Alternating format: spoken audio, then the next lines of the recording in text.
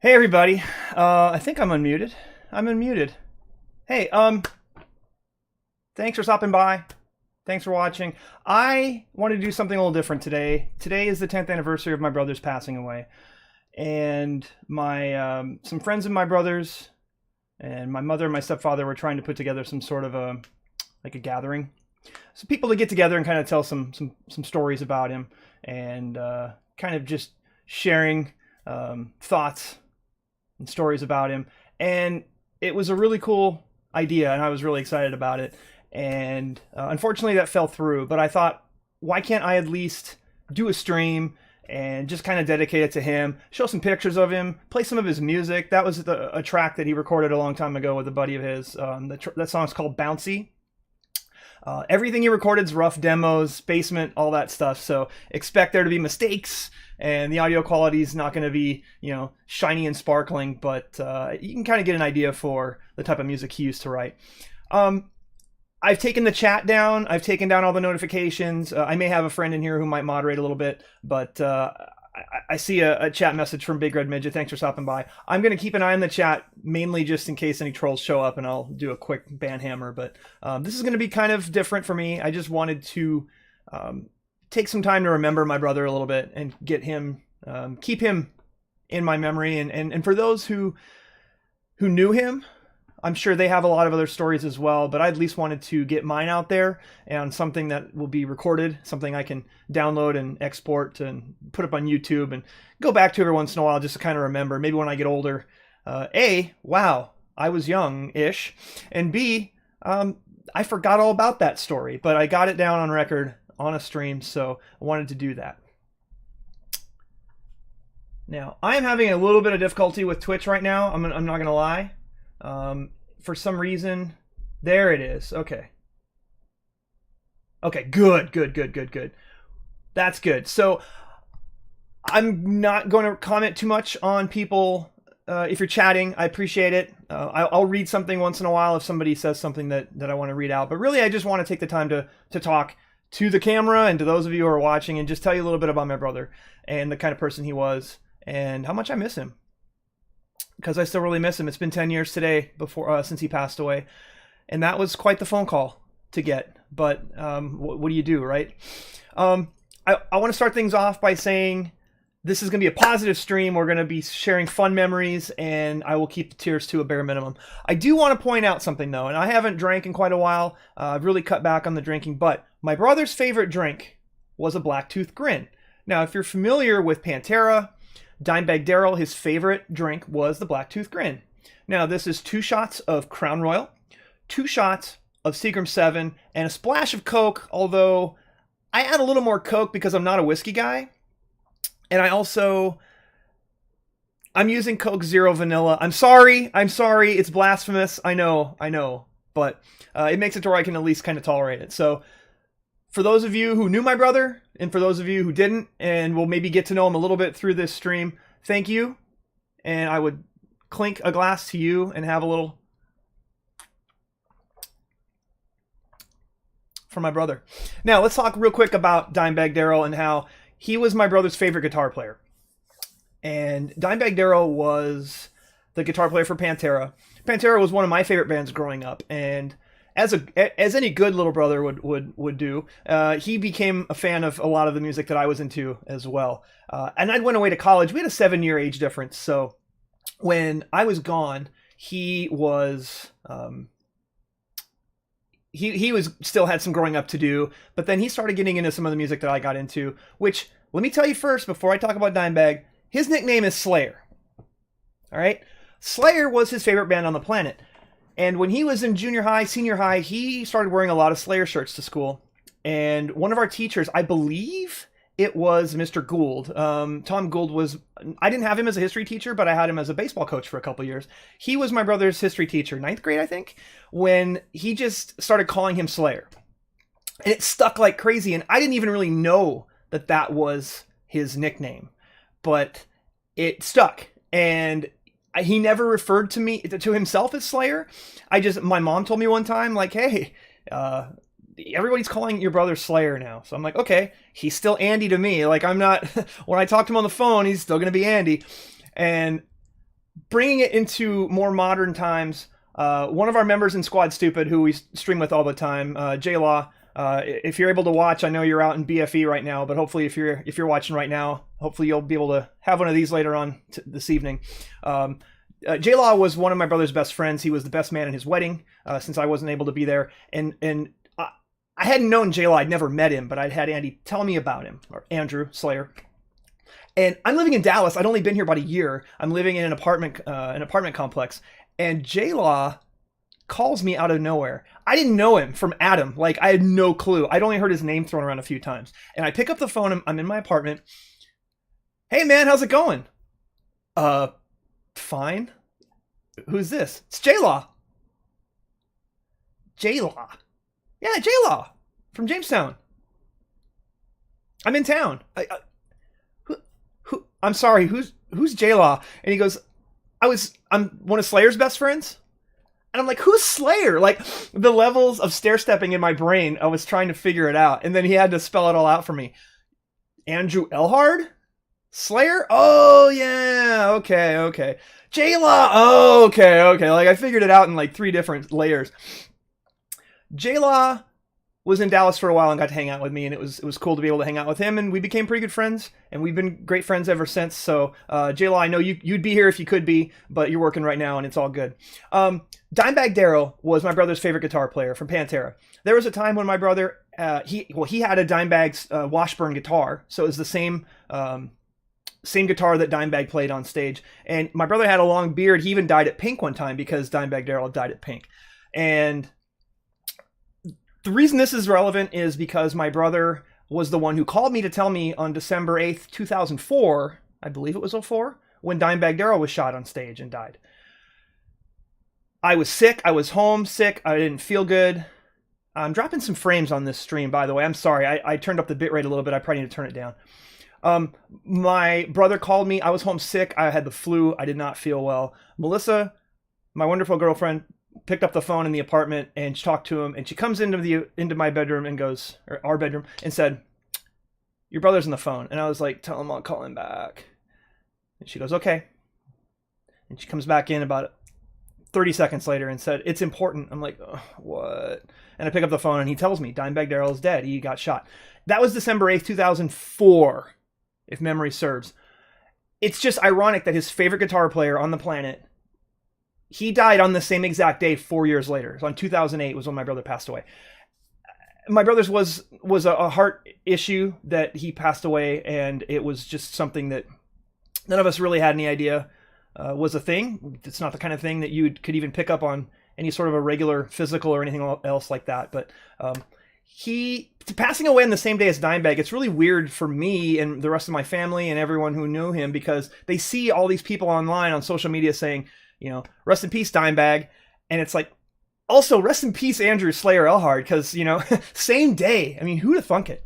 Okay, I could go on and on about that kind of stuff for a while, but let me get some music going and let me put a picture up and let me start telling some stories about my brother on some pictures. Now, this song is called Caged Back.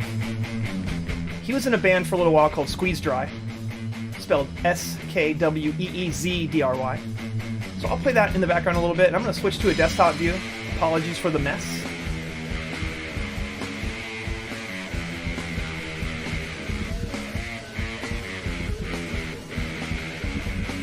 Alright.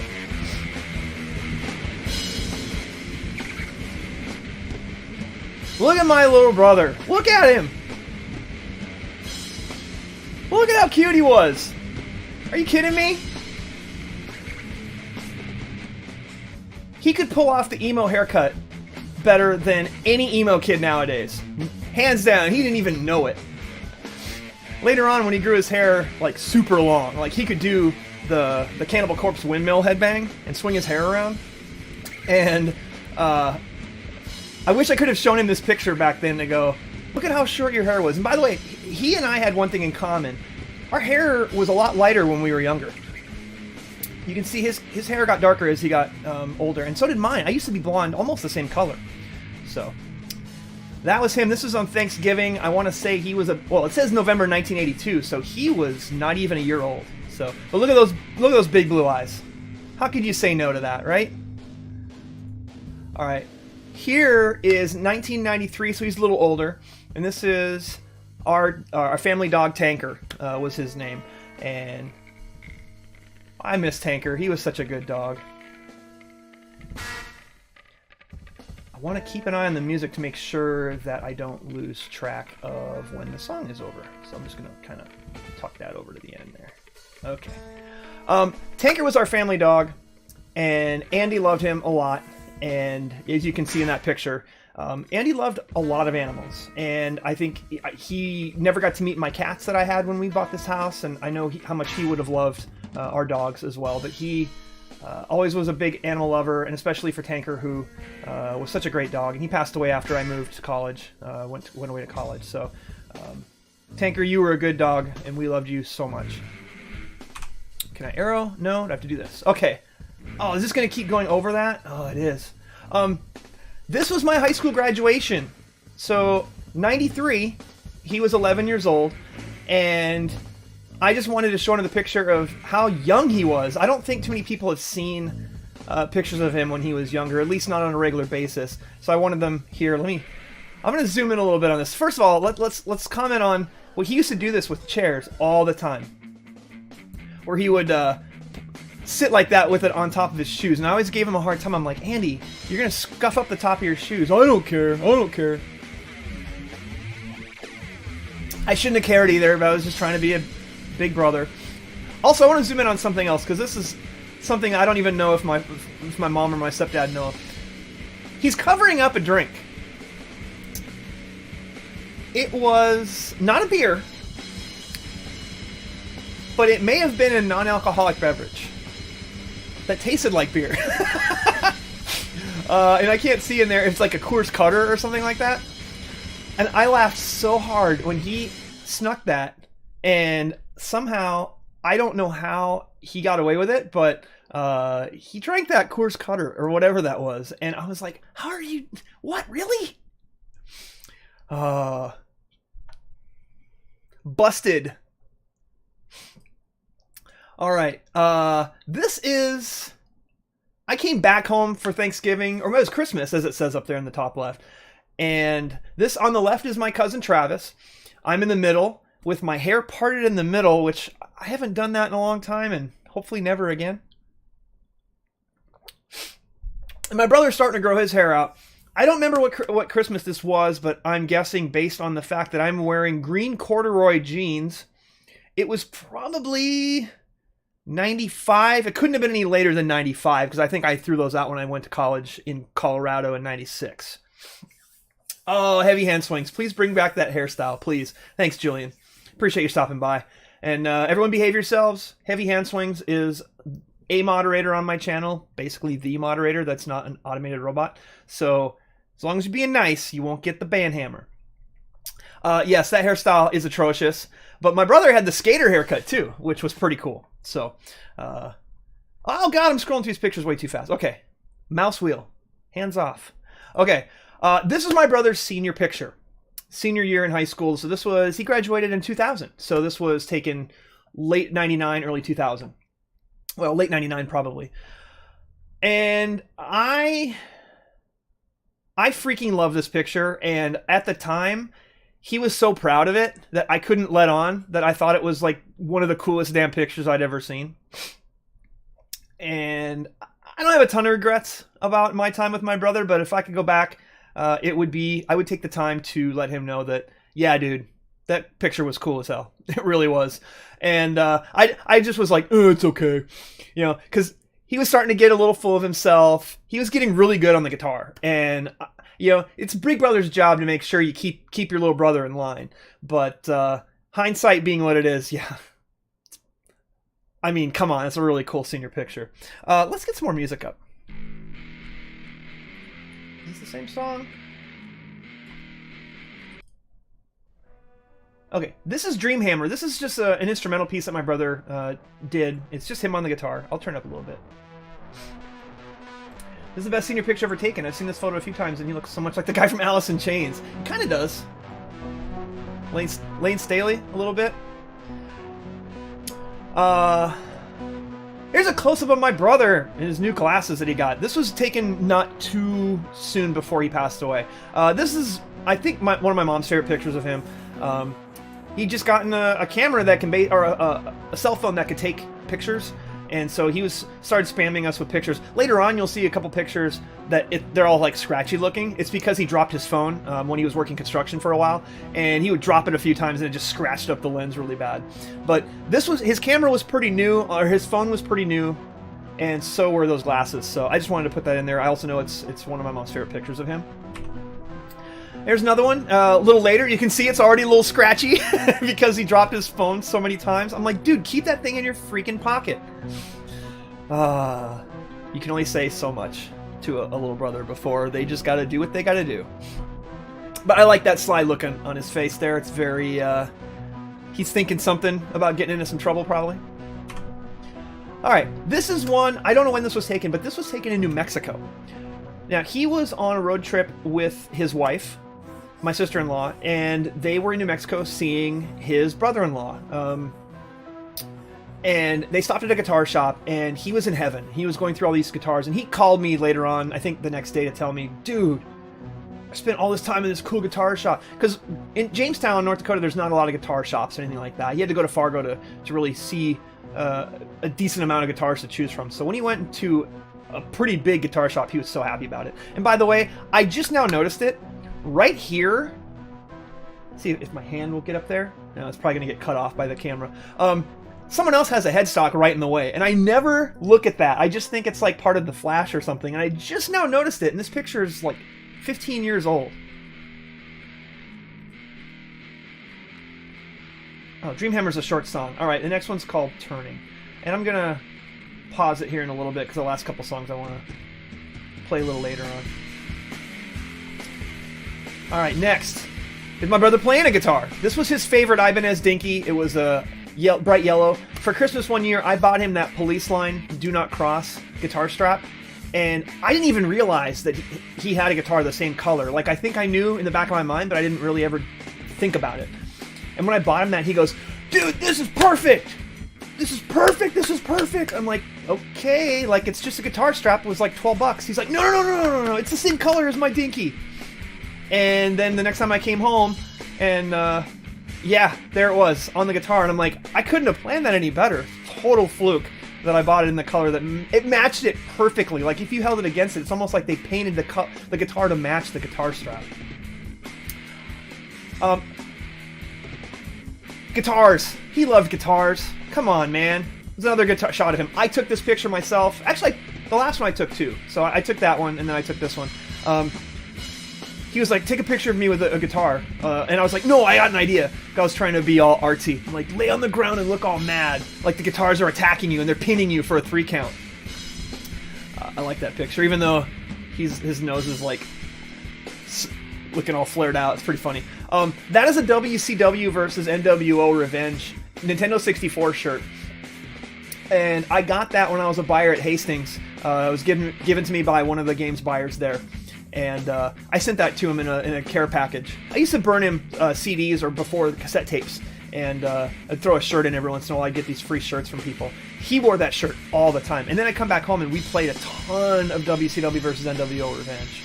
I mean, it was Hollywood Hogan and Kevin Nash against Goldberg, and I don't know who that guy is in the third. I'm not sure who the third one is. Sorry.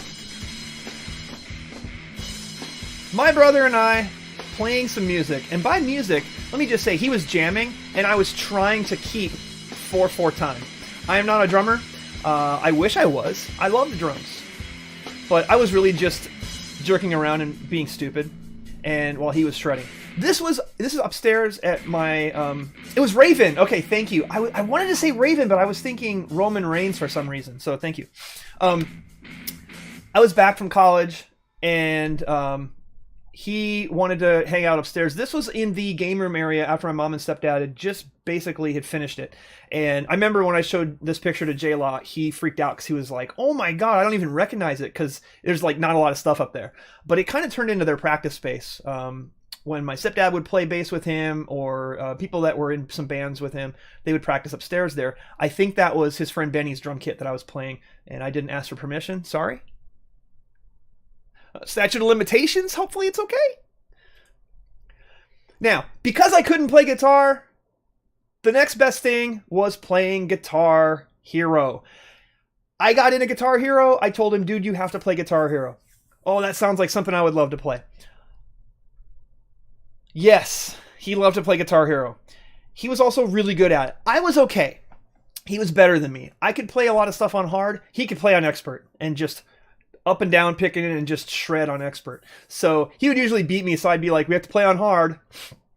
And then he'd play a song on expert and he would just blow me away. So this was, I was back for either Christmas or Thanksgiving. I was doing Chin Woo Kung Fu at the time based on that shirt.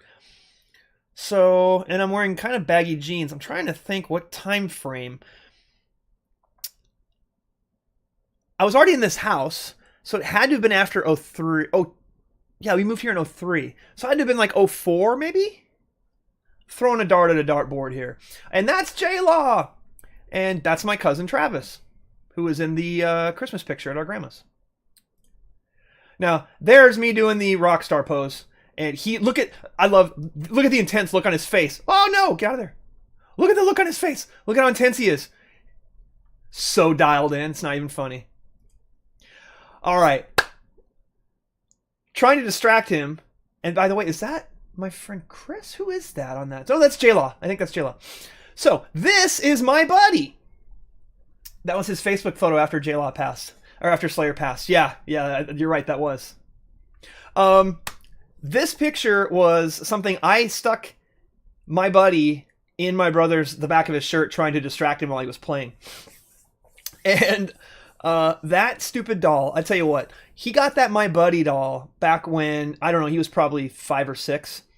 We played with that thing until well after he passed away. I would come home for Christmas and he's like, look what I found. He pulled out My Buddy and we'd like pro wrestle with it. We'd clothesline his head. I don't know how his neck stayed attached to his body. We give that doll so many clotheslines. And yeah, we called him My Comrade because my brother and I were the good guy tag team. And he was the bad guy. He was the Russian bad guy, like in the 80s. You know, all the bad guys in wrestling in the 80s were Russian. So he was my comrade, not my buddy. I was trying to distract him with that. So My Buddy doll was one of his favorites. Loved to beat up on it. Me as well. And his wife, Jen, hates that thing with a passion because she watched Child's Play too many times and it looks too much like Chucky. In fact, I think the doll from that is because of Chucky. I think they made Chucky to be like My Buddy, or was it the other way around? I don't think that someone would actually make a doll that looks that much like Chucky. I don't think they would have meant to do that. So I'm pretty sure Child's Play came after My Buddy. Every time I've come home, Jen tries to get me to take My Buddy home, and I keep trying to give it to one of her kids to take back to her apartment. It's this never-ending struggle, and so he continues to live in limbo at my mom's house. So that is where My Buddy is, my comrade. I love this picture. I don't know who took it, but it's the one I posted when I posted on social this morning. He sent me that. You can see how rough the camera lens is from him dropping it on the concrete one too many times. But I don't know where he found that, but it wouldn't have surprised me that he would have probably eaten that whole thing in one bite. Not one bite, but in one sitting. Oh, by the way, Squeeze Dry was the name of his band, and that's a plate that he had for it. Steve Vai shirt for you there, Heavy Hands. I just love this picture, and it really goes to show a lot of his playful nature and how he was just always in a good mood. Even when he wasn't in a good mood, he wanted to be in a good mood for people that were around him, and it's a big reason why so many people connected so closely with him. When I say that he was my best friend, he really was. I mean, we talked on the phone every single day. And we'd go sometimes 3 or 4 days without talking, maybe a week. And then one of us would call the other and be like, I'd be like, man, I'm sorry, I was traveling for work and been really busy. And he's like, yeah, it's cool. And we just pick right back up where we would leave off. Or he'd be working 2 jobs for a while and get home and eat dinner and play with the kids and go to bed. And didn't have a lot of time to chat. And then he'd call me and it'd be the same conversation. Man, I've just been really busy with work and stuff. And like, it's fine, man. But we had conversations on the phone that were usually 2 to 3 minutes in length almost every single day. Usually him remembering something from our childhood or me remembering something from our childhood and just calling up, hey, what's up? Dude, do you remember this time when this happened? Oh my God, that was hilarious. Yeah, that was great. All right. I got to go back to work. All right, bye. Those types of conversations I miss so much because I still to this day, it's been 10 years since he's been gone. I still sometimes think of something that's funny a memory that we would have shared, and I want to tell him about it, and I don't. I have people I can talk to, but they don't understand the story, so I'm trying to tell a few of them here just so they're down on the record, basically. Here's a fun story. He was probably 9 years old and said, let's play hide and seek. Now, I was at home babysitting him, and it was a Saturday night, and we watched some TV, and it's like, let's play some hide and seek. It's getting dark. Okay, well, you go first. So, and the rules were you have to stay in the yard, but we had a really big yard. But you have to stay within the boundaries of our yard. You can't go across the street or whatever. And That's it. So he went and hid, and I looked for him. And I found him after maybe 5 minutes or so. Oh, okay. All right, my turn. I went down in my bedroom in the basement, and I put on black long sleeve shirt, black jeans, black tennis shoes, black ski mask. The sun had already gone down at this point because he went first. And I hid in this really low area with this huge yard. So I'm hiding in this like little trench area. And he started to get close to my area. And I got up and slowly like went and hid on the other. So I kept doing this move where I kept going around him like Metal Gear Solid almost. He gets frustrated. Jeremiah, I quit. All right, you can come out now. I quit. You win. Not saying nothing. He gets so mad. Fine, I'm going inside. And he went inside and he sits in the chair that's right by the front window of the front of our house. And he's watching TV. And I snuck up underneath the window and went, bah! He about hit the ceiling. He was so mad. But then it was one of those things where, 10, 12, 15 years later, I called him up. I'm like, dude, remember when we played hide and seek? And I put on the all black. He's like, oh my God, you scared me so much. That was awesome. So even when you think of some of the things that when we were mad at each other, you can't stay mad about anything. I mean, there wasn't even a reason to be mad. So the reasons that we were mad at each other was just little brother, big brother type stuff. And we always joked about it later. There were times when he did something and he broke something one time and he said I did it and I didn't, but I still got in trouble. And I was so mad at him for a couple of days about that. He one time called me out of the blue because he remembered it. And he's like, dude, remember when I broke that tree branch? And I blamed it on you and you got in trouble? I was like, yeah, I'm really sorry about that. Like, he would call me and apologize for dumb stuff that we did when we were kids. And I did the same. That was the thing. We never let any of that stay between us. And we always... we got over it, and remembering it later on just gave us fun memories to laugh about. So, okay. This is a fun picture of him. Jen took this picture, his wife. Let's play something else. This is Brain Dust 2, by the way. So this is, audio retouched, it says. I've tried to take out a little bit of the buzzing in the background. It's a pretty good song. I like it. So... after her joking enough about him looking like Jesus with the beard and the hair, he said, take a picture, and he did that. And she's posted that picture so many times, and it's a classic picture of my brother and his sense of humor. Speaking of sense of humor, so the last time I was back home before he passed away, I was like, we're going to the liquor store and we're getting some Mad Dog 2020. And he's like, oh, that stuff's disgusting. He wasn't wrong. It is disgusting. It's disgusting. But we went and we bought it and we came back home and I was like, camera. And he put that look on his face, and I still sometimes see that picture when I close my eyes when I'm just like out and about, and it's like I close my eyes and I see that picture just pops up into my head out of nowhere sometimes. I love that picture of him. Fun fact, we never drank those. He put them in that freezer right behind him. And there they sat. And the problem with Mad Dog is there's too much water in it. It's not strong enough. It's like wine. And you can't freeze it. It froze. The bottles froze. And so you couldn't drink them. And it was like a month later, he's like, dude, I was over at Mom and Dad's and I opened the freezer and there were the Mad Dog bottles. And I was like, oh, I forgot you even bought those. So for as excited as he looks in that picture, we weren't excited to drink them, and then we never did because we forgot they were there. Wow, this picture's blown out. Like, I tried to brighten this up with old software, and it looks terrible. But you know what? It's okay. This is us at the Brass Rail. My cousin Travis. There's my brother. There's me. Man, I was young once. So was Travis. So was Andy. In every picture, he at that time, he was doing the Four Horsemen thing. Four Horsemen. Can't beat fun at the old Brass Rail. It's a bar in Jamestown, And I remember how excited I was to come back home to hang out with him when he got to legal drinking age. But we never got crazy. Like, we had fun. We had a few beers. Maybe one of us would drink too much, and it usually wasn't him, because he had a wife and a kid to already go home to, so he kept it fairly above board. And that's not just me doing revisionist history. Usually me and my cousin Travis would drink more than him. He was capable of drinking more. But he would be a good dad. He'd go home fairly sober. So fairly. Let's keep it that way. And there's another picture I took of him. I love that picture. I probably need to straighten it out and retouch it a bit. But I also love the Parrot Bay in the background. I have a long-running joke with an old friend of mine about Parrot Bay. This is a picture of him in a tux. It was taken with his camera, I believe. I think Jen took it.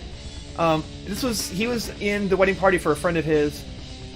It's funny to see him with that full beard and everything, and the sunglasses, but I just wanted to show a picture of him in a tux because it's something I never saw in my lifetime. So to be able to see it here, I just wanted for people to see that it was a thing that happened. He was in a tux one time. This picture...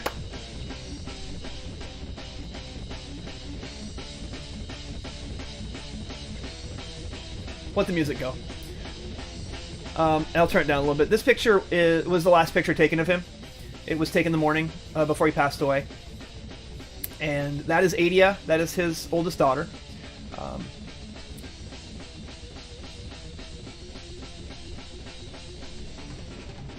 He passed away just a couple hours after that picture was taken. And he got up with her and fed her some breakfast and walked her to the bus stop for her school bus. And then he passed away a little later than that. His heart just gave out. So that picture, I just wanted to show it just so you can see. The last picture taken of him was one of him with his daughter on his lap. And yeah, if I could change anything, it would be that wouldn't have been the last picture taken. So. And this is the last picture I want to talk about. And this is something that... I have a little story about this picture, and it's a little crazy, but it's actually true, and I'm not making any of this up. So after he passed away, my mom said, before you get on the plane tomorrow, can you pull together some pictures of him, because we're going to make a collage of some of his pictures to have on the at the viewing and at the ceremony. Absolutely. And I had a bunch of stuff scanned. I had a portable hard drive, and all I could think was, there's one picture of him and I when he graduated from high school that I need, and I can't find it. I looked everywhere in this house, and I did not have a scan of it because I'd lost it. I need another sip of this. I lost it. And so I went to the funeral. I flew into North Dakota. Great collage. 2 different huge frames of pictures full of him. This one wasn't in there. And that's okay. I don't know that I have a favorite picture of him more than this one. I have a lot of favorite pictures of him, but this one is my all-time favorite. He always joked to me that he wasn't going to graduate high school. And in senior year, he told me, dude, I'm thinking of dropping out. And we had a really long conversation on the phone. And I just told him, the things that I have in my life, the job that I love, a lot of the things that I have are because I saw through college, high school and college both. But you can be successful without graduating from high school, but it puts you at a bigger disadvantage. And it's not that he wasn't smart enough to graduate. He just got easily bored. And he had ADHD, and at a time when that wasn't really a common diagnosis. Later on in life, he was able to take meds for it, and it definitely helped his attention span. But it made high school really hard for him. And I just told him, if you see this through, you won't ever have to apologize to anyone for anything from a schooling perspective. You will have graduated from high school, and it's not something everyone does. You can still be successful without it. I think it's very important for you to do it. And he thought about it, and then he didn't. I don't know how close he really came. Maybe he only told me that he was having thoughts like that, but I know he was struggling. And so when the day came that he graduated from high school, I couldn't wait to be there and be there for his ceremony. And I drank a real adult beverage as opposed to a Coors Cutter or a near beer. And my friend Chris took that picture. I have another picture of the three of us in it. I'm doing like the Rock eyebrow. This picture was gone, and it wasn't there in the collage after he passed away. And about 2 or 3 months later, I came home trying to get back to normal, back to work, all that stuff. And one night, out of nowhere, I have a dream, and in the dream, I wake up in my bed. So that's always trippy, right? You're like, you dream that you woke up? That really never happens to me, but it did happen to me. And I woke up in my bed, but I had like 4 or 5 different family members in the bedroom with me, which was odd. And I'm not someone who has lucid dreams. I don't typically recognize that I'm in a dream. As soon as I do, I'm wide awake. But in this one, I started to put it together, like, why are all these family members here? And all of them were alive except my brother, and I didn't see my brother, but I heard this banging. And I get up and I go over, and the banging's coming from my sink area. And he's digging through a drawer that's in my sink area. And I go, what are you doing? And he goes, I'm looking for that picture.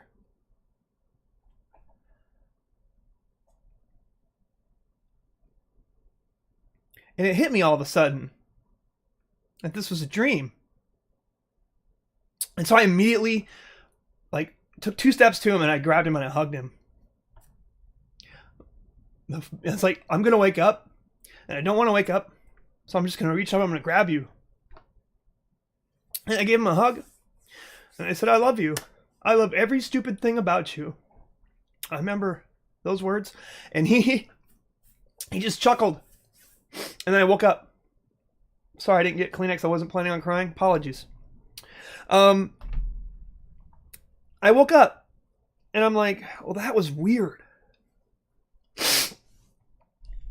And I get up. I go and I feed the cats. I boot up my computer because it was a weekday. And I go and get in the shower. And I'm in the shower. And I think, wait a minute.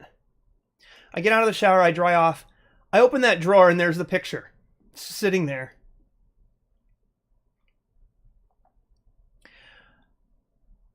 I don't know why it was in that drawer. That drawer is like where I keep my toothbrushes and stuff. Like, new toothbrushes and like some of my old pairs of glasses. For some reason, I had it in that drawer. And I don't know why I put it there. It's not a place to put pictures. But I had that and like 2 other pictures in there. As it turns out, I had a little plastic frame, like picture frame, in the bedroom on top of the TV, or on the stand where our TV was in the bedroom. And I think I grabbed a couple pictures out of a photo album because I wanted to put them in that picture frame. And I forgot to put the pictures in the picture frame, and I just, for some reason, put them in that drawer. And I don't know how my subconscious chose to tell me that that's where the picture was. But for it to decide to tell me that way was like a gift. And I'm not a religious person. If you're religious, you might think that was,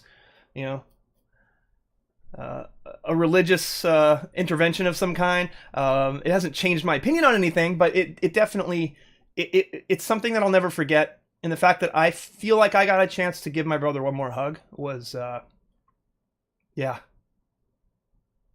So sorry I got choked up there. The intent was for that not to happen. But that story was it still blows my mind to this day that I got cold, like not because I just got out of the shower, but I opened it and it was just sitting right on top there. I haven't opened that drawer in months, and there it was sitting right there. So weird, and it's completely true. It happened, and I got to give my brother a hug one more time, even if it was in a dream. So, last picture, and this is just something that some friends of his made up. This song is called Chase the Spider. Something that some friends of his made for a benefit that they were doing to raise some money for his wife and kids. And they made this into a bumper sticker. I still have a couple of them here. And I'm always afraid to put one on my car because I don't want, when I switch my cars, I don't want to lose one sticker. So I'm always keeping them. But thank you, Mushi. I appreciate it. So that's just, I wanted to just share a little bit about my brother. Play a little bit of his music.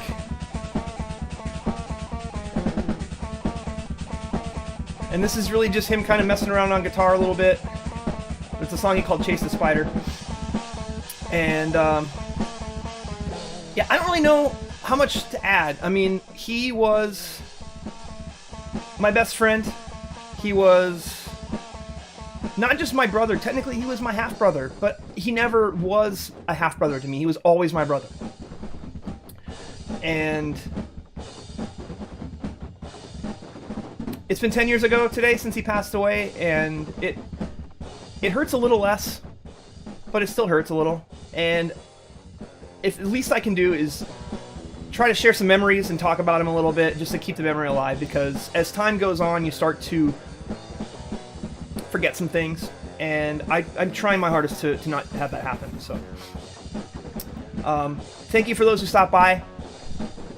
I can sit here all day and tell stories about my brother. We are going to a company Christmas party today, so I may not even finish this drink. But this is the Blacktooth Grin. This is for my brother. It's his favorite drink. So it's 2:48, so it's not quite 5 o'clock, but it's a Saturday. Wherever you are, if you're a friend of his, if you never knew him, if you're a family member, I hope you have stories that you can share as well, and I hope you're thinking of them today. And I hope that you are able to find some peace with his being gone now for 10 years. I've found the peace, but every once in a while you have to kind of remind yourself of his being gone and how much he meant to so many people. So, all right, I could blab on and on, so I'm not going to do it. I'm just going to do an outro and play a little more of his music. I'm going to play this song out. And then the last song I'm going to play is something that he recorded. It's my favorite thing he ever recorded. It's a song called Glossolalia. So that'll be the last song. Rest in peace, Andrew. I love you. I miss you, bro. And if there's a place after this life, I hope I get to see you there.